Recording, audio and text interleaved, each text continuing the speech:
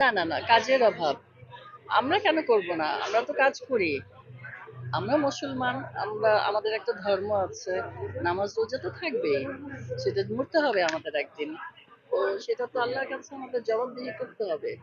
আর কাজ, আমি মনে করি যে কাজটা আল্লাহ আমাকে আমাকে পৃথিবীতে এই রিজিকটা দিয়েই পাঠিয়েছে। ওই যে বলে অনেকে কেন করেন? হয়তো পরে করব না, এমনও সময় আসতে পারে। আমার ছেলেরা মানা করে এখন যে আম্মা করো না। কারণ আমরা হলাম শিল্পী। কিছু শিল্পী তৈরি হয়, কিছু শিল্পী গড গিফটেড। যেমন অনেক কাজ আছে যেটা আমি আমাকে হয়তো ডিরেক্টররা বলেন না, আমি আমার থেকেই করি এবং সেটা ভালো হয়। এটাই বলবো, কিছু শিল্পী গড গিফটেড, আল্লাহ তৈরি করে পাঠায় দেয় পৃথিবীতে। তো সেরকমই এখন কাজ তো করতে হবে, কাজ করব, এটা নিয়ে আমার কোনো আগ্রহ নেই।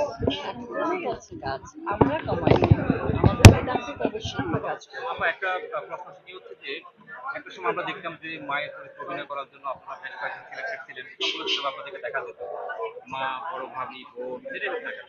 এখনকার সাম্প্রতিক সময়ের বেশ কিছু সিনেমায় দেখা যাচ্ছে যে যিনি নায়িকা তিনি আবার মা হচ্ছেন। এই বিষয়টা তাহলে কি শিল্পীদের কাজের যে ক্ষেত্রটা সেটা কি কমে যাচ্ছে বলে হ্যাঁ, কি মনে হয়? অবশ্যই কমে যাচ্ছে। একজন শিল্পী মা হবে, একটা নায়িকা হবে, এটা হয় না। গল্পের এটা আহ, গল্পটাই ভালো লাগে না এটা। কারণ গল্প সেরকম, আগে তো অনেক আর্টিস্ট থাকতো। একটা ছবিতে কিন্তু 4-5 জন হাতে গোনা আর্টিস্ট থাকতো না। এখন বাজেট কমে যাওয়াতে বাজেট বাজেট কমে যাওয়াতে শিল্পীও কমে গেছে। এবং আগে আমরা কাজ করতাম, একটা ছবি শুটিং হলে একটা বছর লাগতো। শব্দ তো হ্যাঁ, একটা ছবি শুটিং করলে একটা বছর লাগতো। ওই কোনো মাসে 7 দিন, কোনো মাসে 10 দিন, এইভাবে আমরা শিডিউল দিতাম।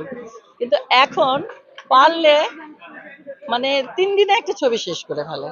তো সেই ছবির কি কোয়ালিটি আসবে? এখন না রিহার্সাল, না স্ক্রিপ্ট, না কিছু। আর্টিস্টও কমায় দেয়, পয়সাও কমে গেছে অনেক। কনভিন্স তো নাই। এমনও জায়গা আছে যেখানে স্লিপ দিয়ে ভাত খেতে হয়। তো আমরা কি স্লিপ দিয়ে ভাত খাওয়ার মতো আর্টিস্ট? আমরা কেন স্লিপ দিয়ে ভাত খাবো কেন? আমরা কেন 3 দিনে কাজ করব? কাজে কোয়ালিটি আসবে কি করে? এই জন্য এই দশা। আপা এই যে আজকে যেখানে বসে আছেন, যেখানে ভোট দিতে আসছেন, এখান থেকে তো জিনিসগুলো ঠিক করার কথা। আমরা সেগুলো নিয়ে তাদের সাথে কথা বলবো, যারা শিল্পীদের স্বার্থ সংশ্লিষ্ট বিষয়গুলো দেখবেন, আপনাদের সম্মানের বিষয়টা দেখবেন, কাজের বিষয়টা দেখবেন। তাহলে ইশতেহারের মধ্যে আসলে থাকেটা কি? তারা করবেটা কি? হ্যাঁ, এটা আসলে যারা শিল্পী সমিতিতে থাকে, যারা কমিটিতে থাকে, তাদের একটু সময় দেওয়া উচিত। সবাই যদি ব্যস্ত থাকে, সমিতিকে সময় দিতে পারবে না এবং এদের নিয়ে ভাবতে হবে। আমার মনে হয় কিছুটা সময় অন্তত যারা আমরা আসি, শুধু নির্বাচন করার জন্য আসলে হবে না, কাজ করার জন্য আসতে হবে।